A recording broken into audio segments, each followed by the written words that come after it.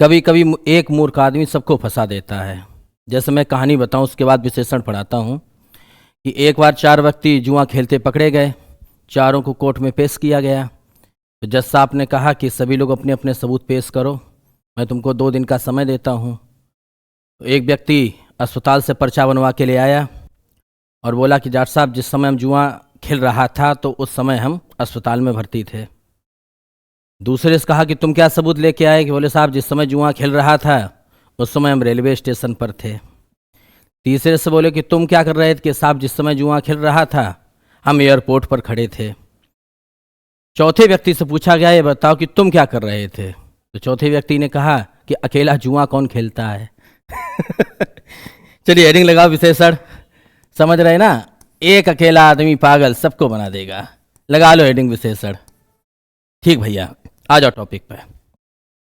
किसी भी संज्ञा या कोई सर्वनाम शब्द है या कोई वस्तु है तो वस्तु की विशेषता बताने वाला शब्द ही विशेषण कहलाता है।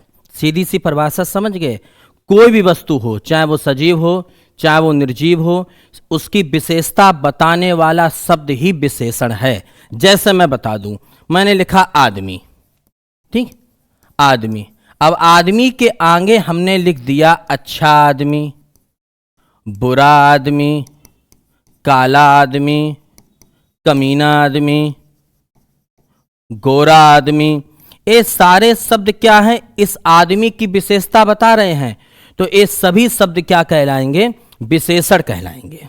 समझ गए सभी लोग? जैसे मैंने लिखा पेन, मैंने लिखा लाल पेन, नया पेन, पुराना पेन। इस पेन की विशेषता बताई जा रही है। तो ये जो शब्द विशेषता बता रहे हैं यही शब्द तो विशेषण हैं। तो कुल मिला के समझ गए, किसी भी संज्ञा की, किसी भी सर्वनाम की या किसी भी वस्तु की विशेषता बताने वाला शब्द विशेषण कहलाता है। नेक्स्ट बात समझो, जो शब्द विशेषता बताता है उसे कहते हैं विशेषण। ये शब्द है विशेषण। और जिस शब्द की विशेषता बताई जाती है उसे कहा जाता है विशेष। यानी यहां पर आदमी क्या हो जाएगा? विशेष हो जाएगा। समझ गए? यहां पर पेन क्या हो जाएगा? विशेष हो जाएगा। इतनी बात खूब आगे समझ में? ठीक, आगे बढ़ो भाई। इसके बाद सुनो, अधिकतर क्या होता है कि विशेषण पहले आता है और विशेष बाद में आता है। जैसे सपोज दैट मैंने लिखा है काला घोड़ा, काला घोड़ा लिखा। इसमें काला क्या है? विशेषण है, क्योंकि घोड़ा की विशेषता है। और घोड़ा क्या है? विशेष है। ठीक, अधिकतर यही होता है। लेकिन अगर विशेष पहले हो और विशेषण बाद में हो तो ऐसा विशेषण विधेय विशेषण कहलाता है। एग्जाम में पूछा जा चुका है। जैसे मैंने लिखा कि घोड़ा काला है। अब घोड़ा काला है तो घोड़ा इसमें क्या है? विशेष से, क्योंकि विशेषता घोड़ा की बताई गई, घोड़ा विशेष से हुआ। और विशेषता बताने वाला शब्द कौन सा है? काला। तो काला क्या हुआ? विशेषण हुआ। अब यहां पर खुद देख लो आप कि विशेष पहले है विशेषण बाद में है, तो यहां पर कौन सा विशेषण होगा? विधेय विशेषण होगा। विधेय विशेषण। इस बात को आप लोग कायदे से समझ गए? ठीक, यानी कुल मिलाकर शब्दों की जो वस्तु है उसकी विशेषता बताने वाला शब्द ही विशेषण होगा। सिंपल सा कॉन्सेप्ट है। अब पहले विशेषण के प्रकार समझे, फिर अच्छे अच्छे प्रश्न। विशेषण जो है वो 4 प्रकार का होता है। कितने प्रकार का? 4 प्रकार का। ठीक, विशेषण कितने प्रकार के? 4। नंबर 1 हेडिंग लगा लो। पहला होता है गुणवाचक विशेषण। गुणवाचक विशेषण क्या होता है? किसी वस्तु की गुण, स्थिति, रंग, रूप, आकार, दिशा बताने वाले जो शब्द होंगे वो गुणवाचक विशेषण होंगे। भाई गुण तो यही होते हैं, किसी का रूप, किसी का रंग, किसी का आकार, किसी का स्थान, किसी की दिशा बताने वाले शब्द ही तो है भाई गुण। तो आप ये समझ लीजिए कि गुणवाचक विशेषण में किसी वस्तु का गुण बताया जाता है। कौन कौन से गुण बताए जाते हैं? जैसे मैंने लिख दिया दिशा। अब दिशा में कौन कौन से आ जाएंगे? जैसे पूर्वी, पश्चिमी, उत्तरी। अब एग्जाम्पल समझ लो, जैसे मैंने लिखा उत्तरी भारत, सपोजेड मैंने लिख दिया इसके आगे भारत, भारत लिख दिया। अब ये समझिए, भारत लिख दिया और लिखा मैंने उत्तरी भारत, तो उत्तरी भारत में उत्तरी तो विशेषण हुआ, लेकिन उत्तरी कौन सा विशेषण हुआ? गुणवाचक हुआ, ठीक। और गुणवाचक में कौन सा? उसकी दिशा बता रहा है। मैंने लिखा पश्चिमी भारत, पश्चिमी भारत में पश्चिमी विशेषण है, भारत विशेष है, और पश्चिमी कौन सा विशेषण है? गुणवाचक। कौन सा गुण बता रहा है? दिशा। भाई गुण भी तो कई प्रकार के होते हैं, हम जो गुण बता रहे हैं वो कौन सा गुण बता रहे हैं, ठीक। अगला दूसरा लिखिए, रंगबोधक। रंगबोधक जैसे काला, काला घोड़ा, लाल घोड़ा, हरा घोड़ा, नीला घोड़ा, इस प्रकार के शब्द जो हैं वो हैं तो गुण, लेकिन गुण में कौन सा गुण बता रहे हैं? तो गुण बता रहे हैं भैया इसका रंग। ओके, तसल्ली से पढ़ते रहो मेरे भाई। अगला दशा। दशा का मतलब होता है स्थिति, दिशा अलग है, दशा अलग है मेरे बाबू। दशा का मतलब होता है स्थिति, किसी वस्तु की स्थिति बताई जाए। जैसे मैंने लिख दिया, अरे भाई बहुत फोन आता, मोटा आदमी, पतला आदमी, सूखा आदमी, इस प्रकार के जो शब्द हैं वो वस्तु की क्या बता रहे हैं? दशा बता रहे हैं, स्थिति बता रहे हैं। अगला आकार। आकार में लिखो गोल किताब, त्रिकोणी किताब, चौकोर किताब, ये सब क्या बता रहे हैं? उसका आकार बता रहे हैं। गुण में क्या बता रहे हैं? आकार बता रहे हैं। मैंने लिखा स्थान। स्थान में जैसे लिखा मैंने बनारसी पान, खाए के पान बनारस वाला, गुजराती, मराठी, ये सब क्या बता रहे हैं? उसका क्या बता रहे हैं? स्थान बता रहे हैं। बात पल्ले पड़ी आपकी। गुणवाचक विशेषण में तो गुण बताया जाता है, लेकिन कौन सा गुण? अगर पूरब पश्चिम उत्तर दक्षिण की बात है तो दिशा, रंग बता दिया तो रंगबोधक, उसका मोटा है, पतला है, सूखा है तो दशा, गोल, त्रिकोणा, चौकोर तो आकार, बनारसी, गुजराती, मराठी शब्दों के ऊपर डिपेंड करता है कि वो शब्द जो है वो उसका कौन सा गुण प्रदर्शित कर रहा है। गुण स्थान प्रदर्शित कर रहा है कि दशा प्रदर्शित कर रहा है कि आकार प्रदर्शित कर रहा है, ठीक। आगे समझो, फिर प्रैक्टिस कराएंगे, ठीक भाई। नेक्स्ट नंबर 2 पर आता है संख्यावाचक विशेषण। संख्यावाचक विशेषण। अब संख्यावाचक विशेषण में क्या होता है, ध्यान से समझना। संख्यावाचक विशेषण में क्या होता है? उस वस्तु की संख्या बताई जाती है। जैसे मैंने लिखा 2 आदमी, सपोज दैट एग्जाम्पल समझ लें, मैंने लिखा कि 2 आदमी, ठीक। आदमी तो विशेष हो गया, और आदमी हैं कितने? 2, तो 2 तो विशेषण हो गया, और 2 कौन सा विशेषण है? संख्यावाचक विशेषण है। क्लियर है भाई? कोई डाउट तो नहीं? ठीक, आगे समझो।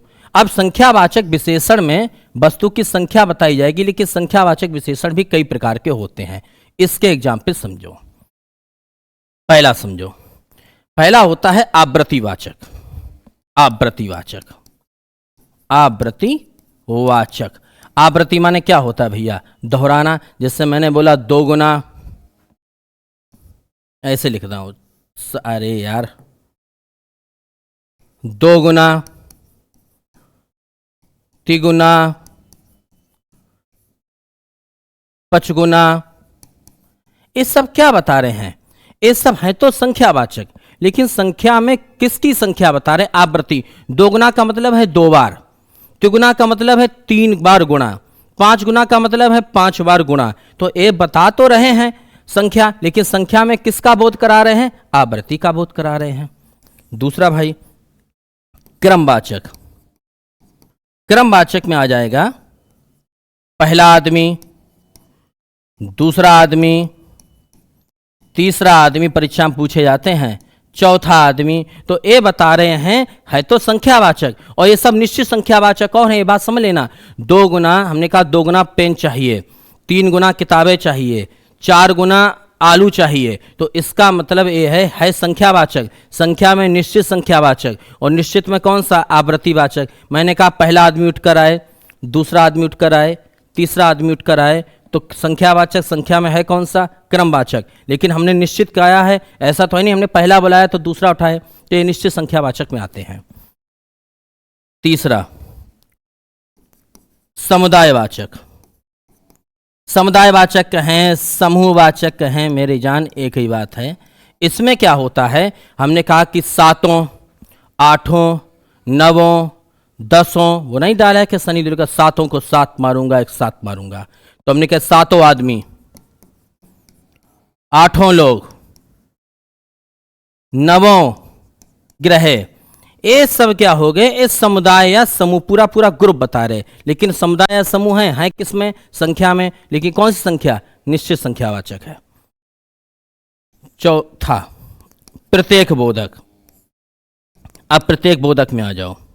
प्रत्येक बोधक में समझो भाई, जैसे मैंने कहा कि प्रत्येक को मारूंगा, प्रत्येक आदमी, हर एक आदमी, हर एक आदमी, इस प्रकार से शब्द आ जाए। जैसे कहा कि प्रत्येक व्यक्ति आए, हर एक व्यक्ति आए, ठीक है, हर एक व्यक्ति आए, ये सब किस में आ जाते हैं? प्रत्येक बोधक में। ठीक, आगे अगला बढ़ो, इसी में है। 4 हो गए तो भैया 5वां पूर्णांक बोधक। पूर्णांक बोधक में क्या आता है? ध्यान समझना, एक होता है पूर्णांक बोधक और एक होता है अपूर्णांक बोधक। जैसे मैंने कहा कि 2 आदमी, 3 आदमी, 4 आदमी, 5 आदमी, ये पूर्णांक बोधक हो गए। 5वां हो गया। 6वां अपूर्णांक बोधक। अपूर्णांक बोधक में देखिए क्या क्या आता है। अपूर्णांक का मतलब, जैसे मैंने कहा 2.5, अरे बे यार मीटर नहीं रहा भाई, 2.5, 1.5, ठीक, 3.5, 3.5, इस प्रकार के शब्द जो होते हैं वो अपूर्णांक बोधक होते हैं। और ये सब किस में आते हैं? संख्यावाचक में आते हैं। जो वस्तु गिनी जाए वो संख्यावाचक में आती है। ठीक भाई, अगला आ जाओ। नंबर 3 परिमाणवाचक। विशेषण का तीसरा प्रकार है परिमाणवाचक विशेषण। अब जरा सुनिए, हाँ, परिमाणवाचक विशेषण। परिमाणवाचक विशेषण में क्या होता है? जो वस्तु मापी जाए या तौली जाए वो परिमाणवाचक विशेषण होता है। मापी जाए या तौली जाए, मापी जाए और या तौली जाए, ये ध्यान रखना। गिनी जाएगी तो संख्यावाचक, मापी जाए या तौली जाए तो परिमाणवाचक है। अब परिमाणवाचक विशेषण में 2 प्रकार का हो गया, निश्चित परिमाणवाचक और अनिश्चित परिमाणवाचक। अनिश्चित परिमाणवाचक 2 होते हैं। जैसे परिमाणवाचक विशेषण में 2 प्रकार के होते हैं, एक निश्चित और एक अनिश्चित। जैसे मैंने क्या कहा, सुनना जरा, कि 4 किलो आलू, 4 किलो आलू। अब मेरी बात सुनना, आलू तो विशेष से है, आलू की विशेषता बताएगी। आलू हैं कितने? कि 4 किलो हैं। अब ये सुनिए, आलू हम तौल कर लाए हैं, माप कर लाए हैं, तो इसमें 4 किलो क्या हो जाएगा? परिमाणवाचक। और कौन सा परिमाणवाचक? निश्चित परिमाणवाचक। ध्यान रखना। और मैंने ऐसे लिख दिया कि कुछ किलो आलू, कुछ किलो आलू लिख दिया, तो कुछ किलो आलू में ध्यान रखना कि आलू तो विशेष से है, लेकिन आलू कुछ किलो है। तो कुछ किलो का मतलब ये हुआ कि यहां पर हमने तौल के लिया है, लेकिन कुछ लिया। कुछ कैसा शब्द है? अनिश्चयवाचक है। कोई शब्द आ जाए, कुछ शब्द आ जाए तो अनिश्चयवाचक होता है। एक बात और समझना, बहुत बड़ा अंतर। मैंने कहा कि 4 आलू लाना, 4 आलू, तो आलू 4 लाने हैं, गिनकर लाने हैं, ये संख्यावाचक है, निश्चित संख्यावाचक। मैंने कहा कुछ आलू लाना, आलू यहां पर भी कुछ लाने हैं लेकिन गिनकर लाने हैं, कुछ किलोग्राम नहीं लिखा है, तो ये अनिश्चित संख्यावाचक। लेकिन यहीं पर 4 किलो आलू लाना, तो यहां पर तौल के लाने हैं तो परिमाणवाचक, लेकिन निश्चित परिमाणवाचक। कुछ किलो आलू लाना, कुछ किलो आलू लाना, तो यहां पर आलू तौल के लाने हैं, लेकिन लाने कैसे हैं? कुछ, संख्या निश्चित नहीं है, तो ये अनिश्चित परिमाणवाचक हो गया। अगर यूनिट लिखी है, किलोग्राम, गज, मीटर, सेंटीमीटर, तो समझ लो परिमाणवाचक में है। और यूनिट नहीं लिखी है तो समझो संख्यावाचक में है। आगे और समझो भैया। अगला बात करते हैं। जैसे मैंने बोला कि लगभग 40 लोग थे, 40 लोग थे। अब दिमाग लगा के बताओ, लोग तो विशेष हो गया क्योंकि लोगों की विशेषता बताएगी, और लोग थे कितने, लगभग 40। तो यहां पर लगभग 40 लिखा हुआ है, करेक्ट 40 तो नहीं है, संख्यावाचक लेकिन अनिश्चित संख्यावाचक। समझ गए, लगभग 40 लोग थे, तो यहां लगभग 40 जो है अनिश्चित संख्यावाचक हो जाएगा। कोई ये ना बोलने लगे कि निश्चित संख्यावाचक, कहां भैया निश्चित, लगभग 40, 38 हैं कि 39 हैं कि है ही नहीं। ठीक, हमने कहा कि 50-60 आदमी आएंगे, 50-60 आदमी आएंगे। अब जरा समझो, 50-60 संख्या निश्चित नहीं है, 50 है कि 60 है, और आदमी तो है विशेष, लेकिन विशेषता बताएगी ये 50-60 की, तो अनिश्चित संख्यावाचक में आएगा। ठीक, अब इसी तरीका से समझना, इसमें मैंने कहा कि मेरे पास लगभग, अरे यार, हेलो, 4 लीटर हाँ दूध है।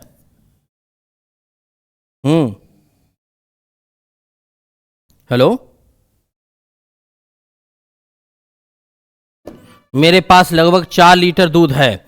तो यहां पर ध्यान रखना, अब दूध तो हो गया विशेष, 4 लीटर के हिसाब से आधे लोग बोलेंगे 4 लीटर है, मापा गया है तो है प्रमाणवाचक, लेकिन ये निश्चित प्रमाणवाचक नहीं है, अनिश्चित है, क्योंकि यहां पर क्या शब्द लग गया, लगभग 4 लीटर, और लगभग 4 लीटर का मतलब ये हुआ कि अनिश्चित प्रमाणवाचक।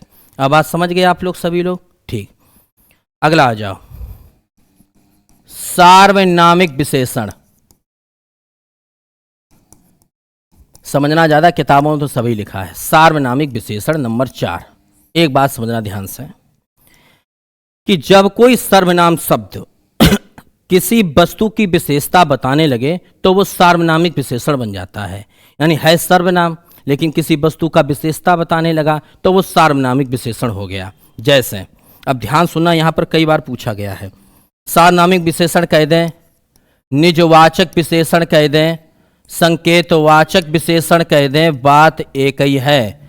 सार्वनामिक कहें, निजवाचक कहें या संकेतवाचक विशेषण कहें। अब एग्जाम्पल के माध्यम से ज्यादा समझना, जैसे एक एग्जाम्पल है, यह गाय सुंदर है, यह गाय सुंदर है। अब जरा ध्यान सुनना, गाय सुंदर है बात अलग है, लेकिन हमने कहा गाय सुंदर है, तो एक लड़का हमसे बोला कि भैया कौन सी गाय सुंदर है, तो हमने कहा यह गाय सुंदर है, यह निश्चित किया हमने, और यानी उस गाय की विशेषता अगर हम यह शब्द ना बोलते तो एक कन्फर्म ही नहीं हो पाता कि कौन सी गाय सुंदर है।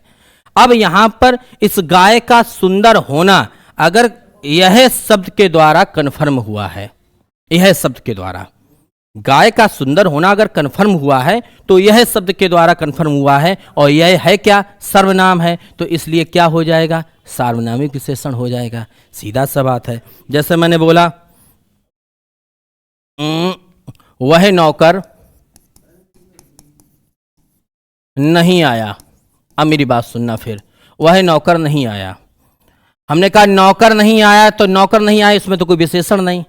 फिर हमने कहा कौन सा नौकर, तो तुमने कहा वह नौकर नहीं आया। वह जो है सर्वनाम है, और वह अगर हम ना बोलते तो नौकर कन्फर्म नहीं हो पाता, इसलिए सर्वनाम होने के बाद वह नौकर की विशेषता स्पष्ट कर रहा है, तो हो गया कौन सा विशेषण, सार्वनामिक विशेषण हो गया। सिंपल सी बात है, इतना सबके समझ में आ गया। अगला आ जाइए भैया, अब विशेषण में अगला पॉइंट आता है प्रविशेषण। प्रविशेषण, प्रविशेषण किसे कहते हैं, जो शब्द विशेषण की भी विशेषता बताते हैं उन्हें प्रविशेषण कहते हैं। जो शब्द विशेषण की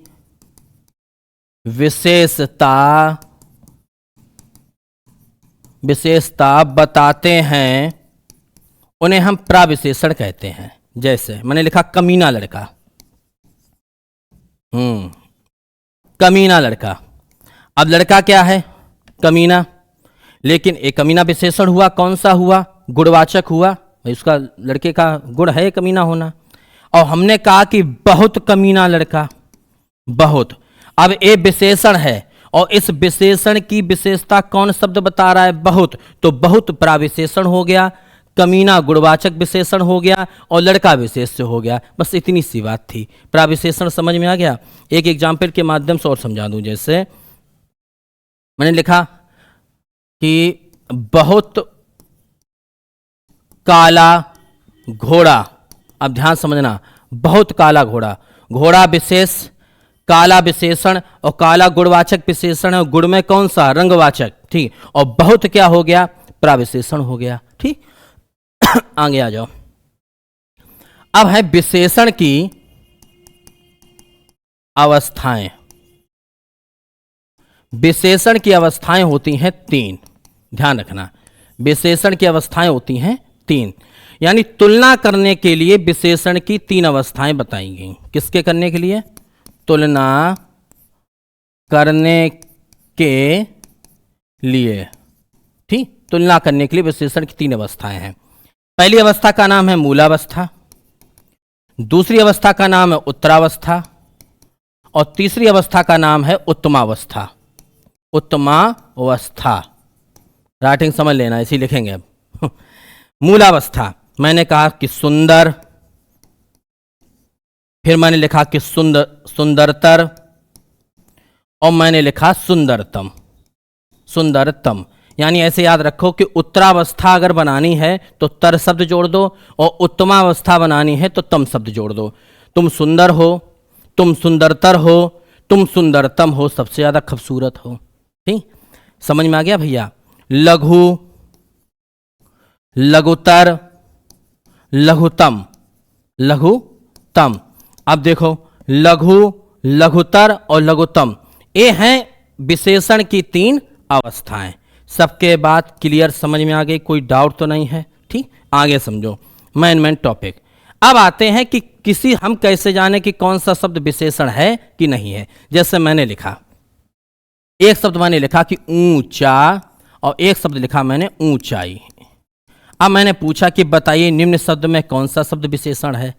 अब यहां एक पहचान रहेगी, अगर विशेषण शब्द होगा तो वो किसी वस्तु की विशेषता बताएगा। तो आप वस्तु लिखिए, कोई पीछे लिख दीजिए। जैसे मैंने लिख दिया ऊंचा पर्वत, लिख दिया, यहां पर भी पर्वत शब्द लिख दिया। अब कौन सा वाक्य बोलने में तुम्हें ज्यादा अच्छा लग रहा है? तुम्हें ये वाला वाक्य बोलने में ज्यादा अच्छा लग रहा है, ऊंचा पर्वत। तो पर्वत कैसा है? ऊंचा है, तो ऊंचा शब्द विशेषण हो गया।